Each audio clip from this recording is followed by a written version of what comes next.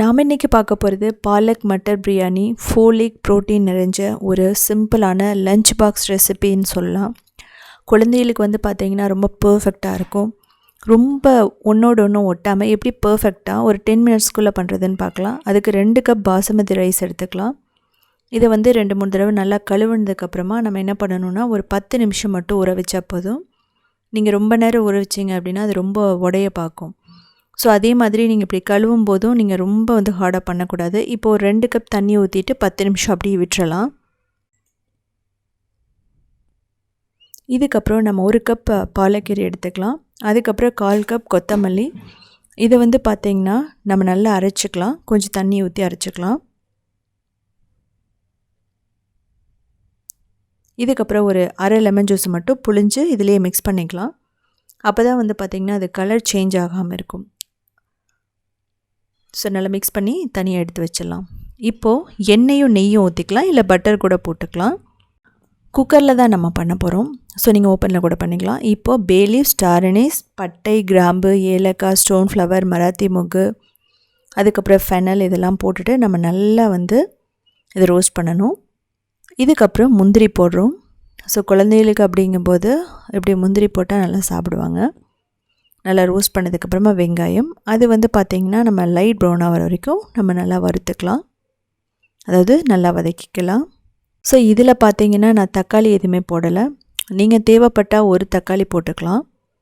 இது வந்து தக்காளி போடாமல் பண்ணுற ஒரு சிம்பிளான ஒரு பிரியாணி. நீங்கள் தக்காளி போடும்போது கொஞ்சம் ஃப்ளேவர் மாறுறதுக்கு சான்சஸ் இருக்குது. இப்போ பச்சை பட்டாணி போட்டுக்கலாம். அதையும் போட்டுட்டு நம்ம நல்லா வதக்கலாம். இது வந்து ஃப்ரெஷ்ஷான பச்சை பட்டாணி.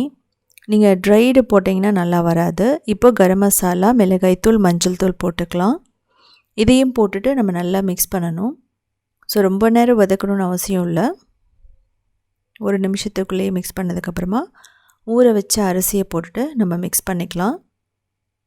இந்த டைமில் தேவையான அளவு உப்பு போட்டுக்கலாம்.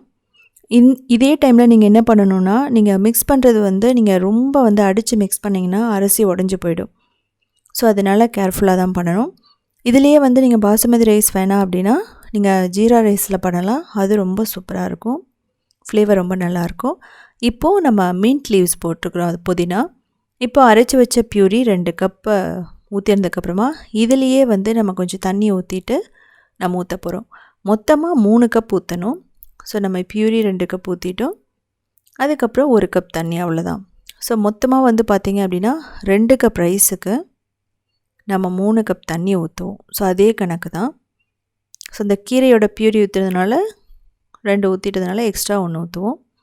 நீங்கள் வந்து தேங்காய் பால் கூட ஊற்றலாம், அது வந்து டேஸ்ட் நல்லாயிருக்கும். ஸோ இப்போ என்ன பண்ணலாம் அப்படின்னா, இது லைட்டாக மிக்ஸ் பண்ணதுக்கப்புறமா நம்ம மூடி வச்சிடலாம். ஸோ இது குக் பண்ணுறது பார்த்திங்க அப்படின்னா நம்ம வந்து மீடியம் ஃப்ளேமில் 1 விசிலும், லோ ஃப்ளேமில் 2 விசில் வச்சா போதும். ஸோ ஹை ஃப்ளேம்லலாம் நீங்கள் வைக்கணும்னு அவசியம் இல்லை. இப்படி ஒன்று வந்ததுக்கப்புறமா நீங்கள் வந்து லோ ஃப்ளேம் வச்சு குக் பண்ணதுக்கப்புறமா ஸ்டீம் போனதுக்கப்புறம் எடுங்க. ரொம்ப பர்ஃபெக்டாக இருக்கும். இது வந்து ரைத்தாவோடு எடுத்துக்கும் போது டேஸ்ட் வந்து ரொம்ப நல்லாயிருக்கும். ஸோ பாருங்கள், ஸோ ரொம்ப பர்ஃபெக்டான ரொம்ப ரொம்ப ரொம்ப ஹெல்த்தியான நமக்கு பாலக் புலாவ் பிரியாணி ரெடி ஆகிடுச்சு. இதுக்கு தேவையான பொருட்கள் முன்னாடியே கொடுத்துருக்கேன், நீங்கள் பார்த்து தெரிஞ்சுக்கலாம். இதே மாதிரி நிறைய யூனிக்கான ரெசிபீஸ் வேணால் நீங்கள் ஸ்ட்ரீம்டு சேனல் பாருங்கள். க்ரியேட்டிவ் வேர்ல்ட் சேனல்லையும் நிறைய ரெசிபீஸ் போட்டிருக்கோம். ஸோ நீங்கள் அதையும் பார்த்து தெரிஞ்சுக்கலாம்.